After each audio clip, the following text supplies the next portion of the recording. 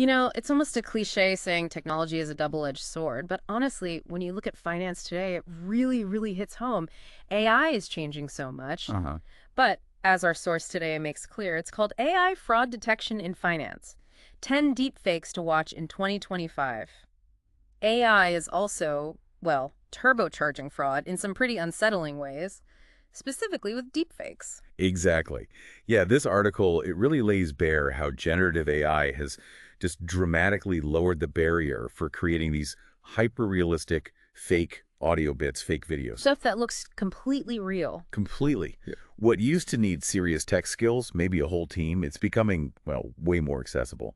And that's a huge red flag for anyone in finance or even just interacting with the financial world. What really jumped out at me was, how our traditional fraud defenses, the ones looking for weird data patterns, anomalies, Right. they could be completely blindsided by something that looks and sounds totally legit, even if it's completely made up. It just attacks that basic trust we have in digital communication. Mm-hmm. It really does. So for you listening, if you want to get up to speed on this fast without getting bogged down, our goal today is basically to break down these 10 key deepfake threats from the article. And, crucially, the defenses they propose. Think of it like your quick essential briefing. And it's vital to understand this isn't some, far-off sci-fi scenario. Hmm. The article really hammers home that these deepfake scams, they're active right now. In banking, in finance. Already causing losses. Tangible financial losses, yeah.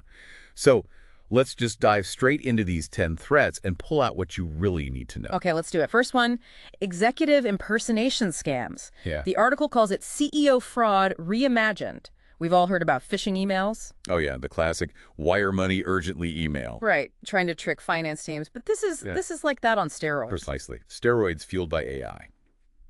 The article highlights how AI can now clone not just the voice, but the video of senior execs. Imagine, you're a finance manager, you get a video call, looks like your CEO, sounds exactly like her, urgently demanding a big wire transfer or, sensitive data. It plays on that authority, that urgency. Totally convincing. Yeah. And it easily bypasses those standard email flags we look for in BEC scams, business email compromise. Right. What's fascinating and scary is how it exploits that sort of built-in trust employees have in their leaders. That is genuinely unsettling. But okay, defenses. The article gives us some concrete things. Layered verification, multi-factor authentication, MFA. Yep, MFA. But thinking about it conceptually, not just for logins, but for big transactions, it's not enough just to have the password. You need something else, another confirmation. Another step. Exactly. And out-of-band verification, super crucial. This just means having a rule, a protocol, that any weird or high-value request, no matter how real it looks or sounds, must be verified through a totally separate channel, something agreed on beforehand. Like pick up the phone, call their known number. Pick up the phone, use a secure internal chat system you know is legit, something completely separate from the request itself. Okay. They also mention keyword protocols, like a secret handshake. Oh, yeah, basically. Prearranged secret codes or challenge questions. If someone calls demanding money, you ask for the agreed-upon code word. Adds another big hurdle. Right. If the voice sounds perfect, but they fumble the keyword. Huge red flag. So the core insight here, for you listening, treat any urgent financial request, especially one supposedly from leadership, as suspicious until you've checked it independently through that separate channel, period, no matter how real it seems. And the last piece there is just continuous employee training. Sounds basic, but It's not. Constantly reminding teams how real these fakes look now and drilling those verification steps, it's absolutely vital, especially for AI fraud in finance. okay, makes sense. Threat number 2 then, fabricated earnings calls and investor communications. This sounds like it could cause, well, market chaos. Oh yeah, huge potential impact. Sends shockwaves. It feels ripped from a movie script, doesn't it? The idea you could deepfake an earnings call audio or a video interview with a CEO? To manipulate stock prices. Yeah. Mind-blowing. Pump and dump schemes get way easier if you can just generate a fake announcement that sounds totally believable. Exactly. And the scale of impact is what's key here. Yeah. Spread fake positive news, inflate the stock, sell high, boom. Profit before the truth comes out and it crashes. Or the opposite, right? Trash a competitor. Right. Spread fake negative news, drive down their stock, maybe help your short-selling position. It's market manipulation through synthetic media. So how do you defend against this fake reality? What's the play? The article really stresses sticking to official channels, like religiously. Investors, stakeholders, everyone needs to be trained. Only trust the secured investor relations portals, the verified company comms channels. For critical info, that's it. And I liked the cross-verification point. It's like basic journalism almost. Don't trust just one source. Absolutely. Check across multiple reputable financial news outlets before you make any big decisions based on some reported info. Good advice anyway, deepfakes or not. True. The article also floats the idea of watermarking or digital signatures for official releases. Audio, video. Like a digital stamp of authenticity? Could be. A verifiable way to say this is the real deal. Needs exploring, but it's an interesting idea. And again, investor education comes up, making sure investors, analysts, everyone knows this manipulation is possible and knows how to verify communications. That seems key for financial deepfake detection. Definitely. So the key takeaway, always verify financial news, multiple trusted official sources. Be super wary if something seems too good or too bad to be true, especially if it lacks that clear official backing. Got it. Okay, threat. 3 shifts gears. Mergers and acquisitions, M&A manipulation and sabotage. High-stakes stuff. Really high stakes. This is where deepfakes could just throw a massive spanner in the works of some huge deals. Yeah, this one gave me chills too. Imagine your deep and sensitive M&A talks, and suddenly a totally convincing deepfake video pops up. Looks like key execs from the other side saying they're backing out. The chaos that would cause, the distrust, immense. Or even leaking manipulated info to just torpedo the whole deal. So we've seen how they can get inside companies, Yeah. now using it to mess with these big strategic moments. And competitors could use it too, right? Spread fake rumors about a target company's shaky finances to scare off the buyer. The implications for just deal integrity are huge. So how do you possibly protect these super sensitive, high-value talks? Secure communication platforms, that's baseline. End-to-end encrypted, verified channels for all sensitive M&A stuff, not just your standard video call. You need that extra layer of knowing who you're actually talking to. Identity assurance. Mm-hmm. And rigorous verification sounds, well, non-negotiable. Absolutely. Double, triple check who's in the meeting. Check the authenticity of every single shared document. No assumptions. And information control is vital too. Limit who gets the sensitive negotiation details. Monitor closely for any leaks, any weird comms.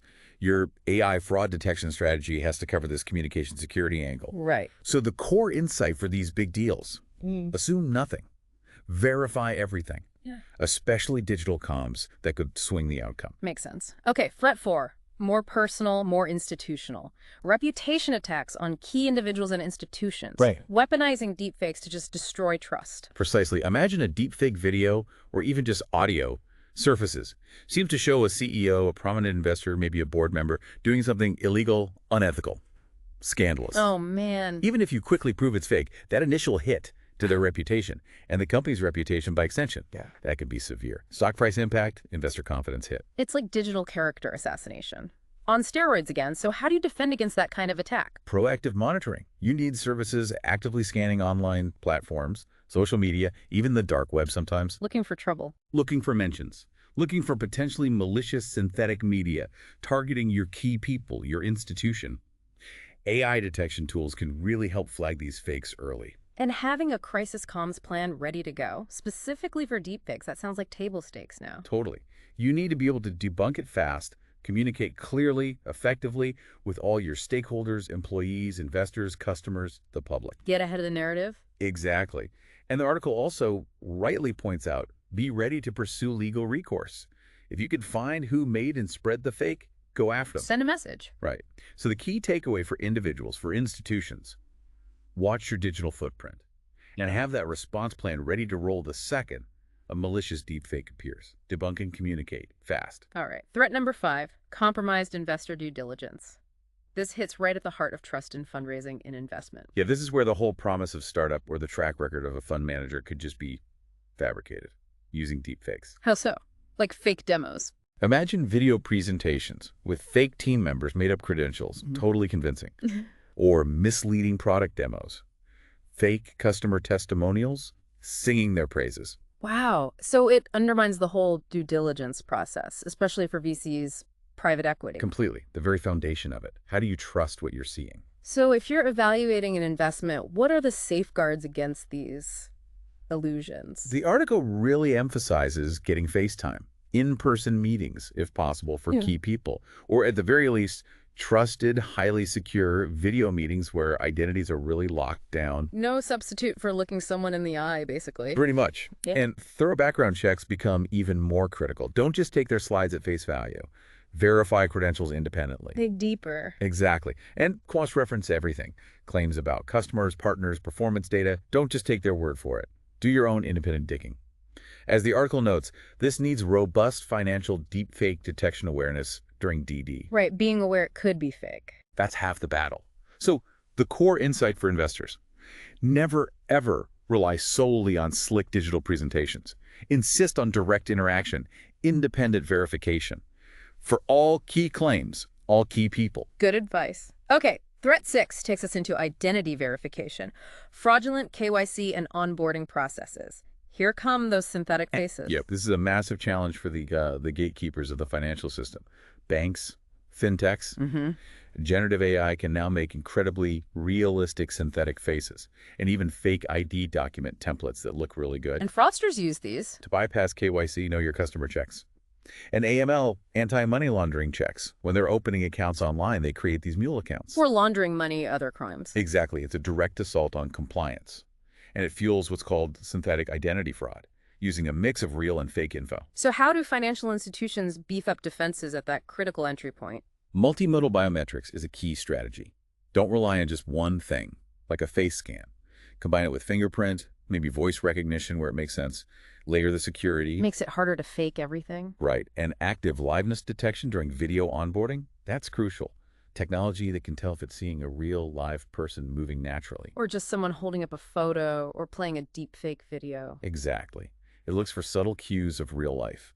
And AI document verification is also getting really important. AI tools trained to spot tiny inconsistencies, digital artifacts, things common in forged or AI-generated IDs that the human eye might miss. So AI is actually a critical tool in fighting this specific AI threat. It absolutely is. You need AI to fight AI here.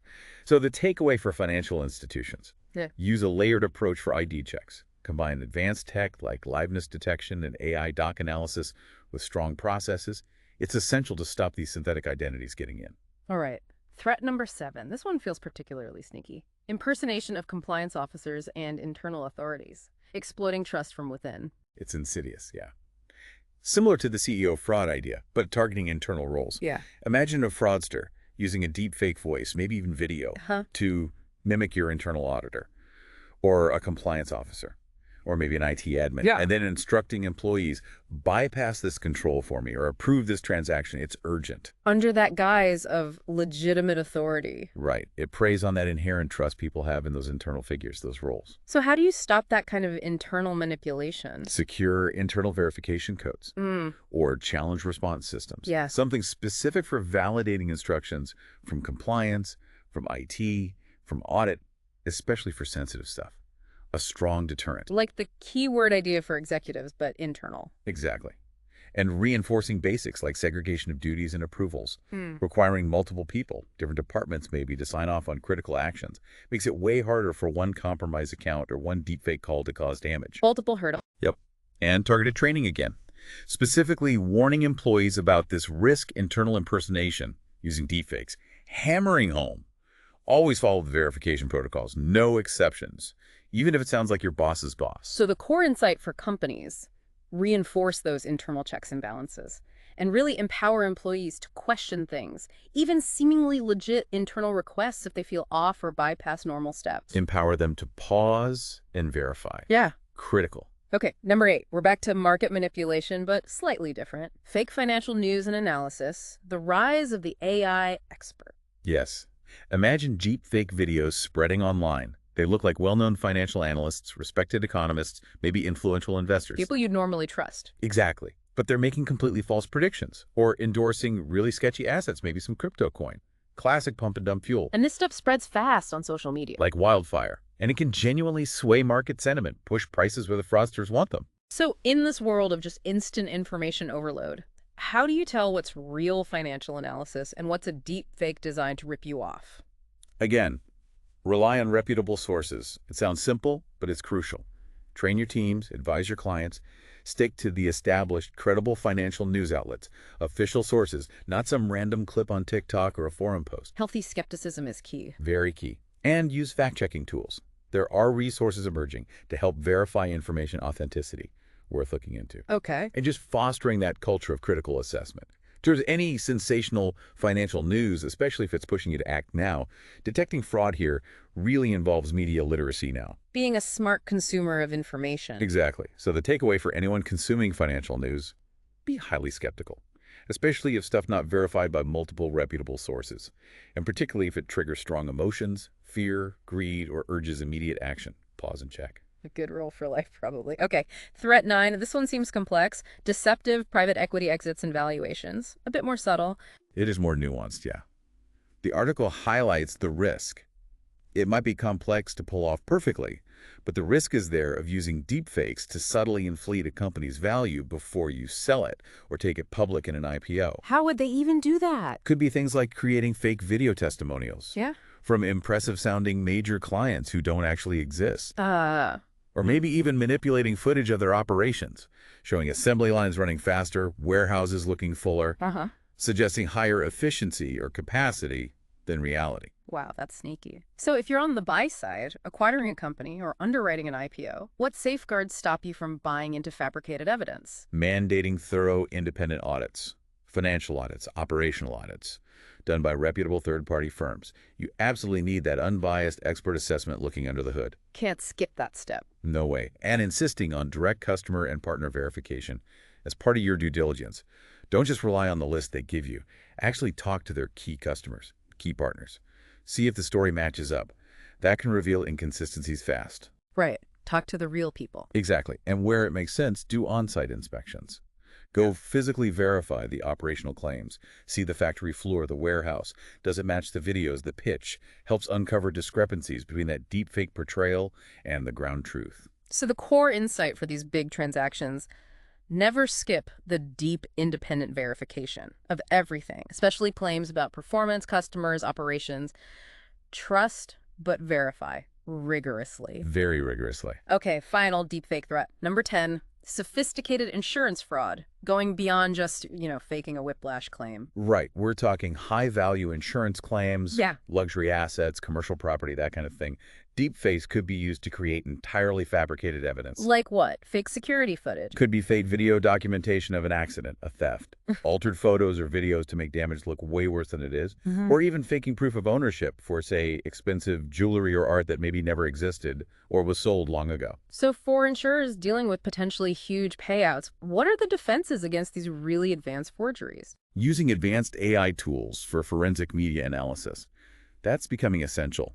These tools can analyze submitted photos, videos, looking for those telltale digital fingerprints of manipulation or AI generation. AI fighting AI again. Yep, and requiring mandatory physical inspections by qualified, trusted insurance adjusters or appraisers, especially for high-value claims. Get eyes on the actual damaged item, the scene. Provides that crucial real-world check. Can't deepfake a physical inspection. Not easily.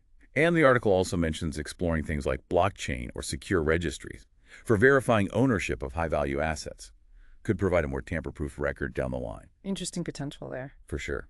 So the key takeaway for insurers, combine that tech analysis of media evidence with traditional solid verification methods like physical inspections.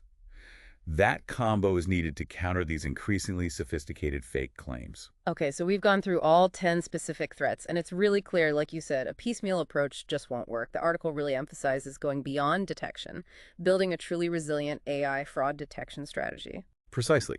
It's not just about spotting one deepfake here or there. It's about a holistic strategy, an adaptive one. Investing in advanced AI tools is part one. Tools specifically trained for financial deepfakes across audio, video, images, and crucially, tools that have continuous learning built in. Because the fakes will keep getting better. Exactly. The tools have to evolve too, and real-time monitoring systems, things that can analyze communications, transactions as they happen, flagging suspicious stuff instantly, not after the money's gone. That's becoming vital. Speed matters. Absolutely. Integrating data is also huge. Pulling data from various sources, transaction data, comms, metadata, maybe even behavioral biometrics like how someone types. To give the AI models richer context. help them spot patterns a human would miss. Right, more data, better context equals smarter detection. And that continuous learning and adaptation point is key. These AI systems need to constantly learn from new fraud attempts, new data to stay ahead of the curve. It's an arms race, basically. It really is. And the article also highlights threat intelligence sharing within the industry. Banks, fintechs, security firms, sharing information about new fraud trends, new tactics fraudsters are using, makes the whole sector stronger, more resilient. Collaboration is key. And it's worth remembering the upside of AI in this fight, too, right? It's not all threat. Oh, absolutely. The benefits are huge. The speed AI operates at, the scale it can handle analyzing millions of transactions, and its ability to detect those really subtle, faint signals of fraud that a person might just overlook. We need that power. We absolutely do. The scale and sophistication of these threats now, you almost have to embrace these powerful AI tools to augment our defenses. Yeah. Investing in AI for fraud detection, for prevention. Yeah. It's really an investment in the stability and the trustworthiness of the whole financial system. And it's an important but. The article also makes a really clear point. Technology alone isn't enough. There's still a critical human element. Exactly. Crucial point. AI tools are essential, no doubt. But they work best when they complement human expertise, human vigilance, human judgment. So employee training is still paramount. Absolutely. Equipping your people to recognize potential deepfake attempts, know the red flags, and most importantly, strictly follow those verification protocols we talked about every single time. And fostering that critical thinking culture, where it's okay, even encouraged, to question unusual requests, even if they seem to come from the top. Yes, empowering people to pause, think, and verify, not just follow orders blindly if something feels off. And having clear escalation paths. So if an employee does suspect a deepfake or any fraud, they know exactly who to tell, how to report it, quickly and safely. Removes uncertainty, ensures prompt action, all vital parts of the human defense layer. Okay, so wrapping this up, it's incredibly clear that deepfake technology is, well, a significant threat. It's evolving fast. It's here now in finance. Definitely. And it really demands that we move beyond just traditional security thinking. We need a proactive, multi-layered approach. We've walked through those 10 key threats today, from the CEO scams, the market manipulation, right through to the insurance fraud and M&A sabotage. Yeah, quite a list. And it really highlights, this isn't theory. This is a real present challenge. It needs attention now. And as the article underscores, fighting back effectively means that powerful combination, advanced AI tools doing the heavy lifting on detection and analysis, but coupled with really rigorous processes, and that irreplaceable human vigilance, human skepticism at every single level. Couldn't agree more. So for everyone listening, as you digest all this, maybe take a moment. Think about your own security practices, personally, professionally. How robust are they against this kind of thing? Good prompt. Stay informed, too. Keep an eye on advancements in AI fraud detection. It's moving fast. And maybe just ponder that balance, the balance between trusting technology to help us and maintaining that healthy human skepticism. How do we safeguard financial integrity in this, well, increasingly synthetic world? That's definitely something to think about, a landscape we all need to navigate very, very carefully going forward.